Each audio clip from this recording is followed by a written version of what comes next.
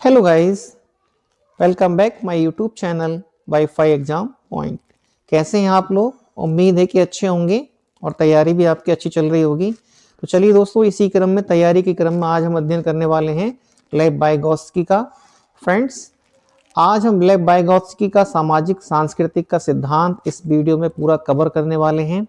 तो आप वीडियो को शुरू से अंत तक जरूर देखें और मुझे उम्मीद है कि अगर आज आपने इस वीडियो को पूरा देखा तो आपको कोई और वीडियो देखने की आवश्यकता नहीं पड़ेगी।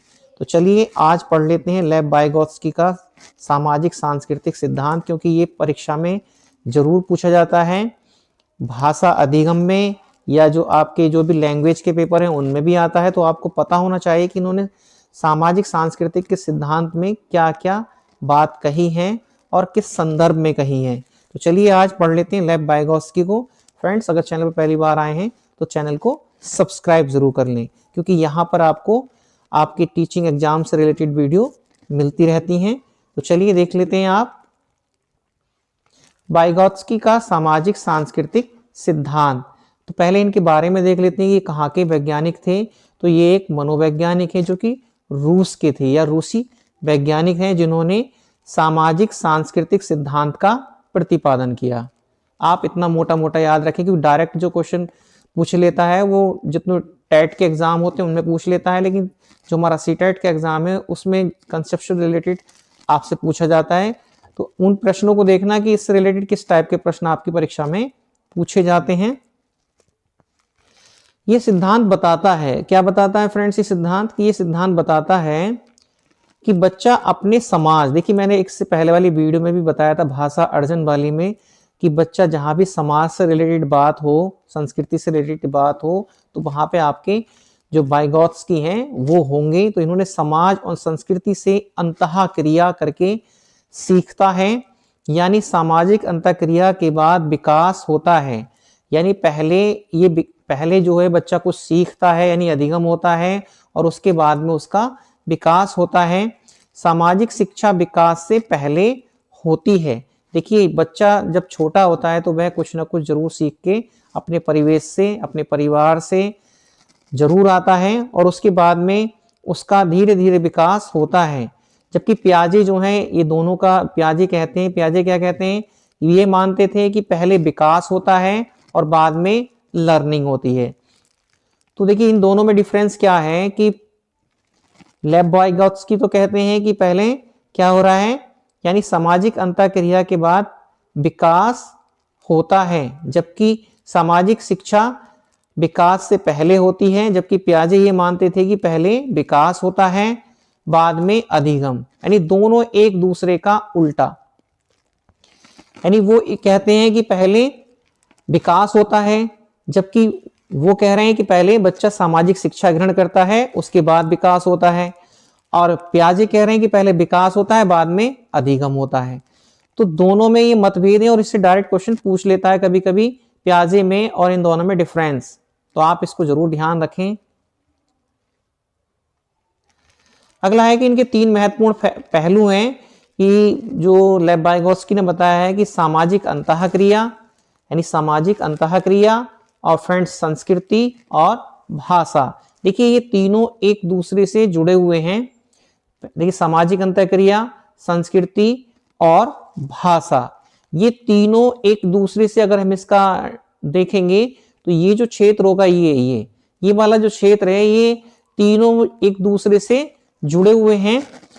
तो सामाजिक अंतःक्रिया में क्या होता है फ्रेंड्स कि बच्चा दूसरों के साथ जो है अंतःक्रिया के माध्यम से सबसे अच्छा सीखता है।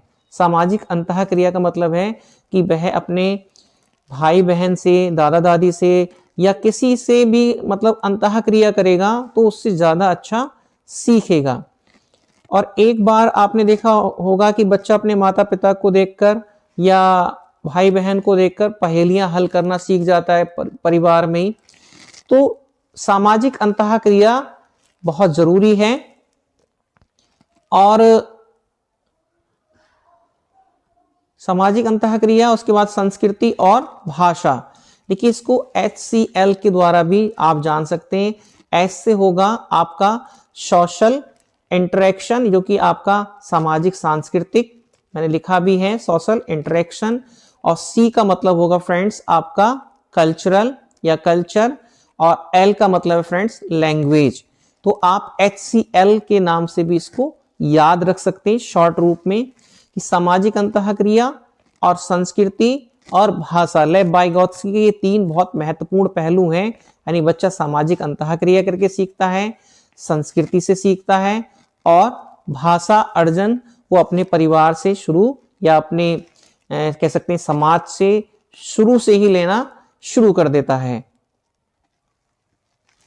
वाइगोत्स्की के 2 महत्वपूर्ण सिद्धांत हैं।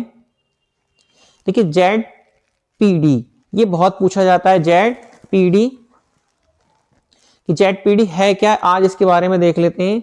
कि जोन ऑफ प्रॉक्सिमल डेवलपमेंट, ये पूछा भी गया है कई बार परीक्षा में।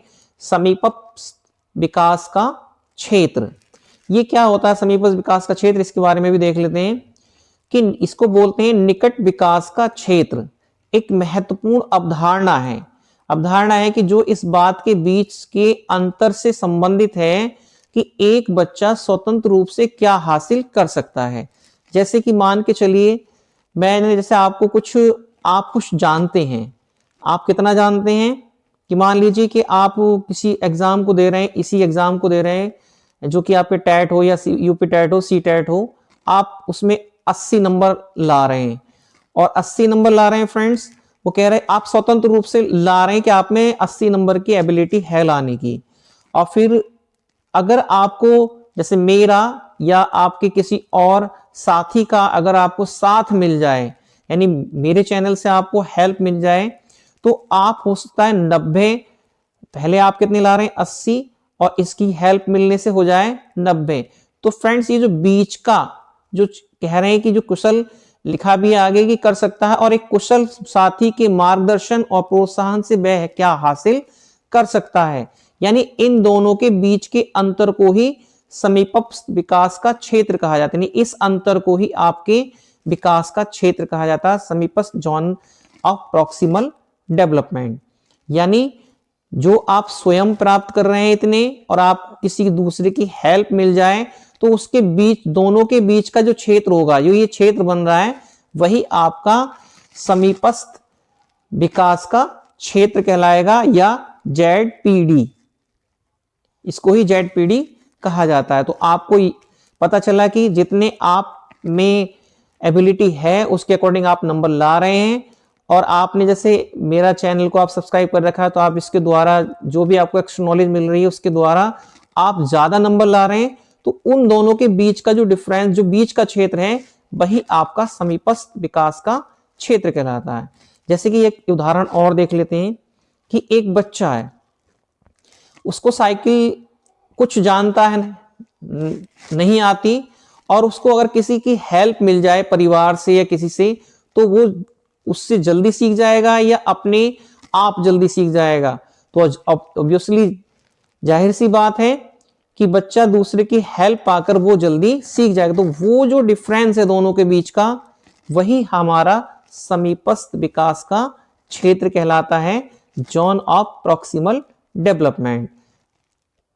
उम्मीद है कि आपके समझ में आ गया होगा, जिसको बोलते हैं ZPD। देखिए इस स्लाइड से देखिए, इसको पता चल जाएगा।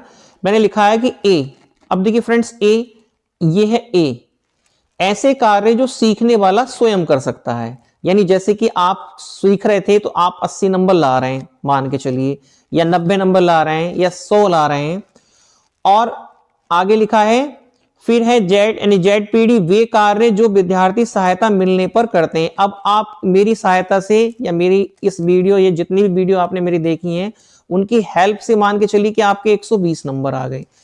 और B, ऐसे कार्य जो विद्यार्थी सहायता मिलने पर भी नहीं कर सकता। ऐसे भी होगा कि अगर कुछ विद्यार्थी ऐसे भी होंगे कि जो सहायता मिलने पर भी नहीं कर सकते, लेकिन हमें देखना है कि इन दोनों के जो बीच का क्षेत्र है, वही हमारा ZPD कहलाता है।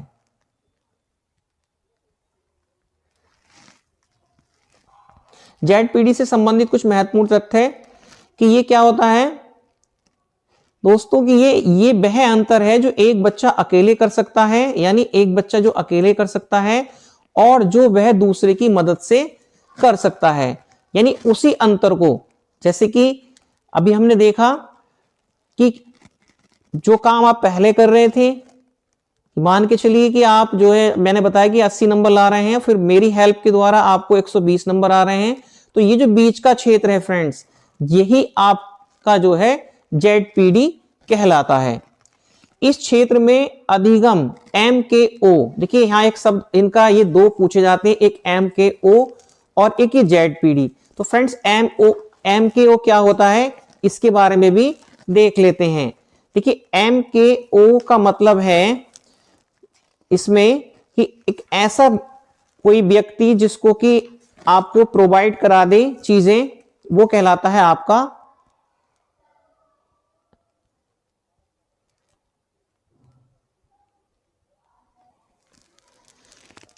MKO कहलाता है फ्रेंड्स कि मोर नॉलेजेबल अदर। तो इसका मतलब क्या होता है कि एक अधिक जानकार अन्य या कोई अन्य व्यक्ति जो ज्यादा नॉलेज रखता है हमसे। तो जैसे मान के चलिए कि जैसे कि आप कुछ नॉलेज रखते हैं और उस नॉलेज को आप और ज्यादा मेरे से प्राप्त करते हैं, तो आपको लगेगा कि मैंने जो आपको प्रोवाइड कराई नॉलेज और आपकी जो नॉलेज, तो मैं वहां पर मोर नॉलेजेबल अदर माना जाऊंगा।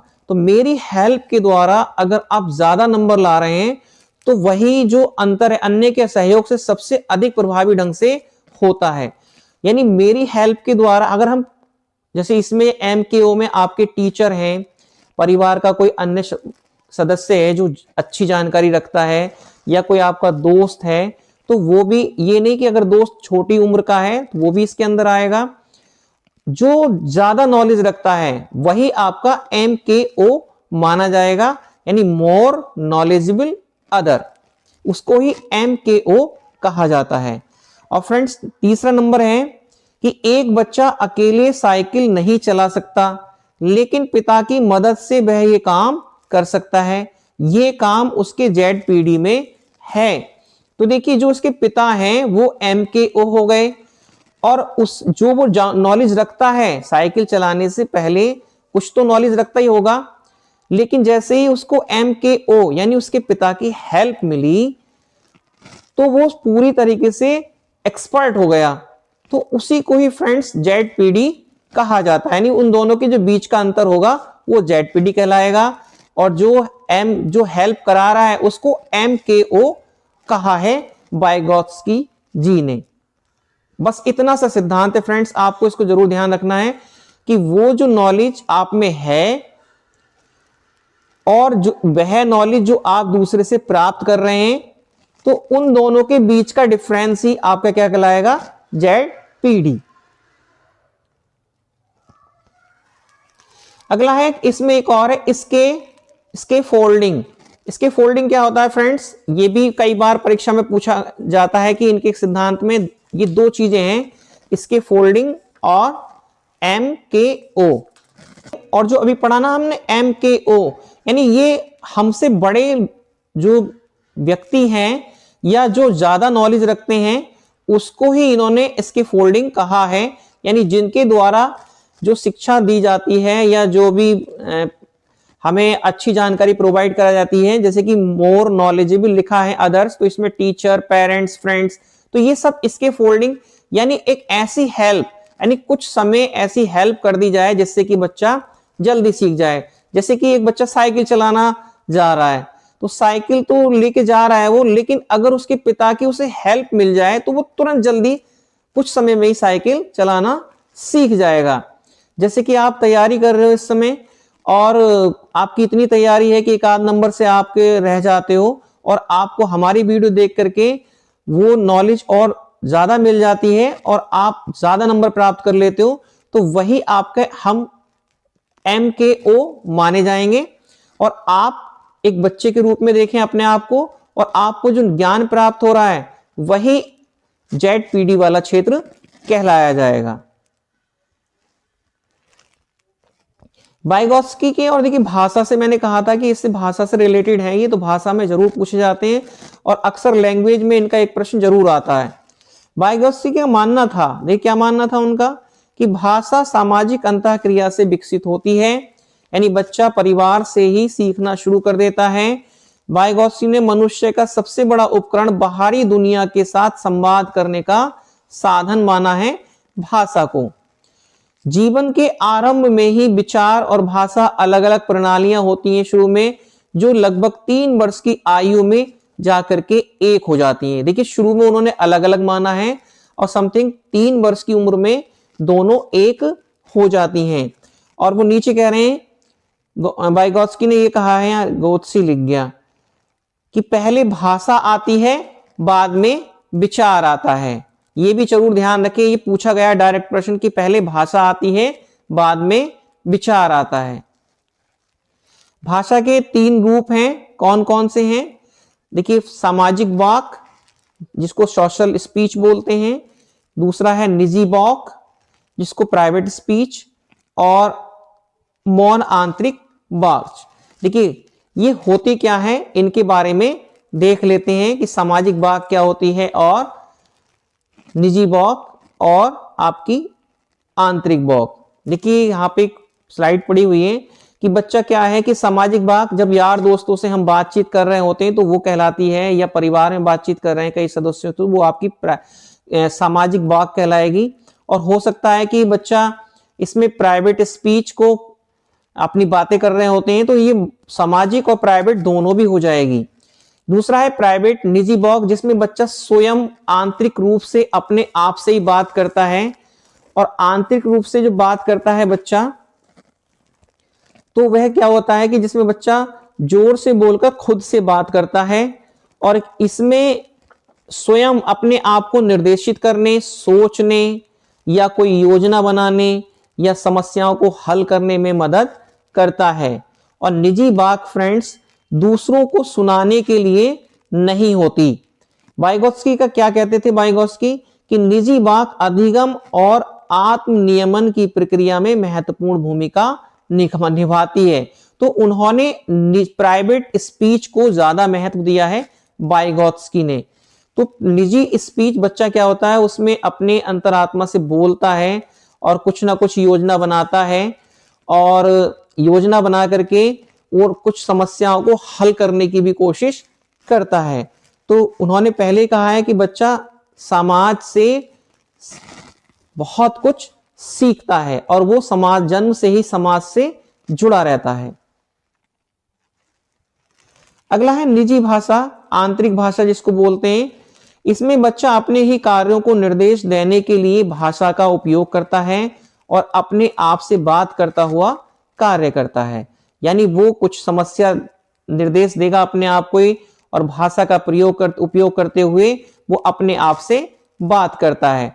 तो जहां समाज में, भाषा में समाज का प्रयोग हो, संस्कृति का प्रयोग हो, तो वहां पे हमारे लेव वाइगोत्स्की का विचार आप ध्यान में रखें कि वहां लेव वाइगोत्स्की ही। कुछ अन्य पहलू भी हैं इसमें, सहयोगात्मक परियोजनाएं हैं, सहायक शिक्षक हैं, सहकर्मी अध्यापन या सहयोगात्मक अधिगम, और पारस्परिक शिक्षण। ये शिक्षण है फ्रेंड्स, ये इनके बहुत महत्वपूर्ण पहलू हैं। सहयोगात्मक परियोजनाएं होती हैं, कोलैबोरेट प्रोजेक्ट्स, और सहायक असिस्टिव लर्निंग, सहकर्मी अध्यापन और सहयोगात्मक अधिगम, और फ्रेंड्स पारस्परिक शिक्षण। इसमें क्या होता है, देखिए पहले में देख लेते हैं। सहयोगात्मक जो आपका है कि छात्र एक लक्ष्य या कार्य पर मिलकर काम करते हैं और एक दूसरे के विचारों और प्रयासों में सीखते हैं, यानी दोनों से कोलैबोरेट करते हुए दोनों एक दूसरे को सीखेंगे। और असिस्टिव लर्निंग जो लिखा है फ्रेंड्स, इसका मतलब होता है, इसका मतलब है कि बच्चा क्या कहे, समर्थन या मदद से सीखना। जैसे कि अभी हमने देखा था ZPD में कि सहायक शिक्षण में क्या होता है कि बच्चा दूसरों की हेल्प के द्वारा असिस्ट किया जाता है। जैसे कि शिक्षक एक बच्चे को पढ़ाता है तो शिक्षक के पढ़ाई से बच्चा ज्यादा सीखता है। ये सिद्धांत क्यों रखे गए हैं फ्रेंड्स हमारे इस एग्जाम में, क्योंकि हम टीचर बनने जा रहे हैं, तो ये सभी जानकारी हमारे लिए बहुत ही उपयोगी है कि किस तरीके से हमें बच्चों के साथ व्यवहार करना है। तो आपको टीचर बनने से पहले इन परीक्षाओं में इन प्रश्नों को देकर आपके ज्ञान को परखा जाता है। अगला है पीयर ट्यूटोरिंग। ट्यूटोरिंग क्या होता है फ्रेंड्स कि इसमें सहकर्मी, जिसको बोलते हैं ना सहकर्मी, यानी एक छात्र दूसरे छात्र को पढ़ाने में मदद करता है। और मदद करता है तो MKO, देखिए यहां पे अभी पीछे पढ़ा था कि MKO मोर नॉलेजेबल अदर्स। तो एक सहकर्मी यानी एक बच्चा दूसरे बच्चे से ज्यादा जानता है तो वो उसको अगर पढ़ा रहा है तो वहां पर वो MKO हो जाएगा, यानी मोर नॉलेजेबल अदर।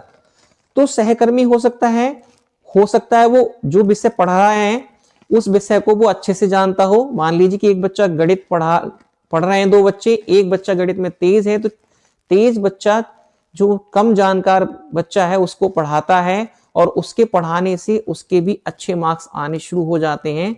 तो वह बच्चा जो तेज है और वह बच्चा जो कमजोर है उसका MKO माना जाएगा।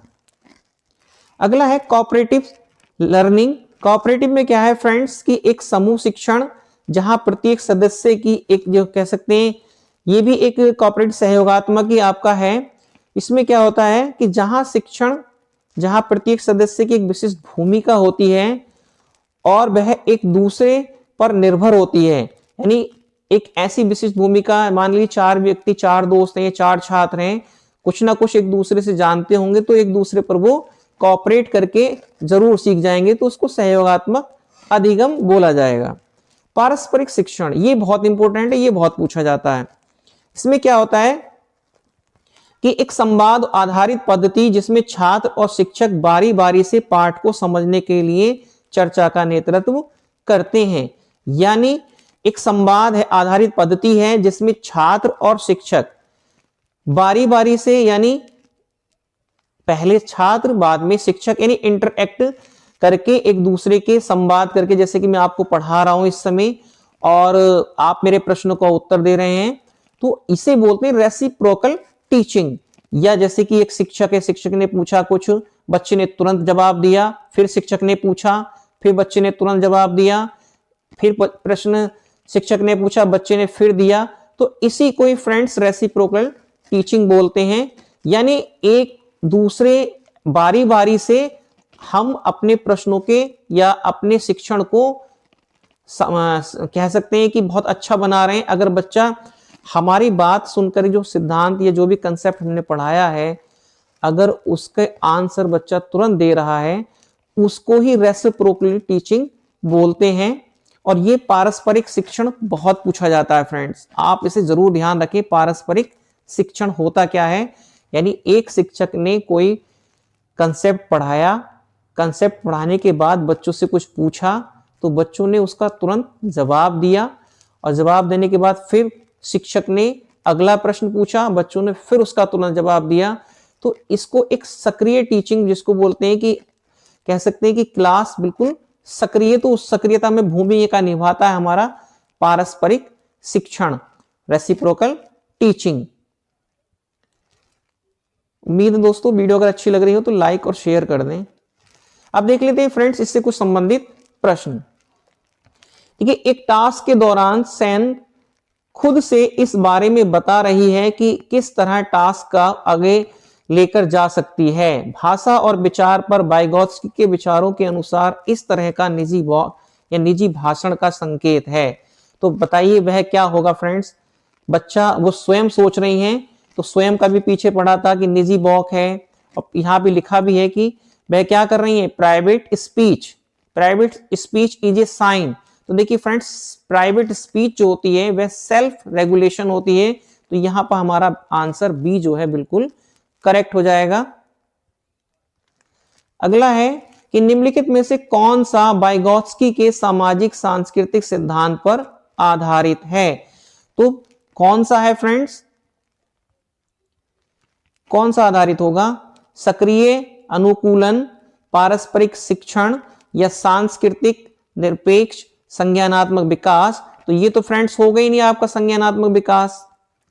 अंतर्दृष्टिपूर्ण अधिगम क्या होगा, सामाजिक सांस्कृतिक सिद्धांत, जो अभी हमने देखा था कि सामाजिक सांस्कृतिक सिद्धांत आधारित है आपका पारस्परिक शिक्षण यानी इसका बी जिसको बोलते हैं रेसिप्रोकल टीचिंग। अभी पीछे देखा था हमने जिसमें कि कोलैबोरेटिव प्रोजेक्ट, असिस्टिव लर्निंग और पीयर ट्यूटरिंग और कोऑपरेटिव लर्निंग और रेसिप्रोकल टीचिंग, जो कि 5 थे वो अभी हमने पीछे देखे थे, उसी से रिलेटेड है फ्रेंड्स ये। अगला है वाइगोत्स्की के अनुसार समीपस्थ विकास का क्षेत्र है। देखिए अभी जेडपीडी के बारे में जो देखा था कि जॉन प्रॉक्सिमल डेवलपमेंट, वही है यहाँ पर कि अध्यापक के द्वारा दिए गए सहयोग की सीमा निर्धारित करना, बच्ची अपने आप क्या कर सकती है जिसका आकलन करना, आकलन नहीं किया जा सकता। या सी, बच्चों के द्वारा स्वतंत्र रूप से किया जा सकने वाले तथा सहायता के बाद करने वाले कार्य के बीच का अंतर। तो फ्रेंड्स ना पहला है ना दूसरा है, आपका सी बिल्कुल आंसर सही हो जाएगा। और देखिए बिल्कुल वही है कि बच्चा कुछ जानता है, मान कि बच्चा 90% नंबर ला रहा है, उसको और हेल्प मिली तो वह 95 लाने लगा। तो ये जो बीच का अंतर है फ्रेंड्स, इसको ही हम क्या बोलते हैं, जेडपीडी पीछे पढ़ा था अभी। अगला है वाइगोत्स्की के अनुसार जब एक वयस्क बच्चे के निष्पादन के वर्तमान स्तर को सहयोग द्वारा विस्तारित करता है तो उसे क्या कहते हैं। देखिए वयस्क द्वारा, वयस्क कौन है, जो पाठ ढांचा जो स्केल फोल्डिंग पढ़ा था हमने उसमें एमकेओ होते हैं। तो यहां पर जो आंसर होगा दोस्तों वह आपका ये पाठ या ढांचा, ये जो आंसर है ना तीसरा वाला, इसको ही होगा। लिखा भी है तीसरे में, देख लेंगे इंग्लिश वर्जन में कि इसके फोल्डिंग, इसके फोल्डिंग ही यहां पर आंसर होगा, क्योंकि इसके फोल्डिंग में ही हमारे क्या है, एमकेओ। एमकेओ क्या होते हैं कि मोर नॉलेजेबल अदर्स, जो कि कुछ बच्चा अगर कुछ सीख रहा है और उसमें नॉलेज उसको और कोई प्रोवाइड करा दे, चाहे उसका फ्रेंड हो, चाहे उसके पिता हो, या कोई एक शिक्षक हो, या कोई भी हो सकता है जो उससे ज्यादा नॉलेज जानता है और उस नॉलेज को सीख करके वो अच्छा काम करना लगे, तो वही उसके इसके फोल्डिंग या सी एमकेओ कहलाता है। एमकेओ, ये सी नहीं है फ्रेंड्स, एमकेओ तो ब्रैकेट लगा दी थी मैंने। अगला है फ्रेंड्स 5 नंबर के अनुसार बच्चों के चिंतन के बारे में सामाजिक प्रक्रियाओं तथा सांस्कृतिक संदर्भ के प्रभाव को समझना आवश्यक है। देखिए सामाजिक प्रक्रियाओं और सांस्कृतिक चिंतन, तो फ्रेंड्स अभी हमने पढ़ा है कि समाज और संस्कृति से जो रिलेटेड है वह कौन है, हमारे लेव वाइगोत्स्की जी, जो इसका आंसर हो जाएगा फ्रेंड्स सी। तो आप बड़ी आसानी से इसके उत्तर दे पाएंगे। तो फ्रेंड्स वीडियो आपको कैसी लगी कमेंट में बता सकते हैं। चैनल को अगर सब्सक्राइब नहीं किया है तो चैनल को सब्सक्राइब कर लें, क्योंकि यहाँ पर आपको टीचिंग से रिलेटेड वीडियो प्रोवाइड की जाती हैं जो कि आपके लिए बहुत ही हेल्पफुल होंगी। तो चैनल को अगर सब्सक्राइब नहीं किया है तो चैनल को सब्सक्राइब कर लें। मिलते हैं आपसे नेक्स्ट वीडियो में, तब तक के लिए नमस्कार, जय हिंद, जय भारत। स्वस्थ रहें दोस्तों और मस्त रहें और अच्छे से तैयारी करते रहें। Thanks for watching.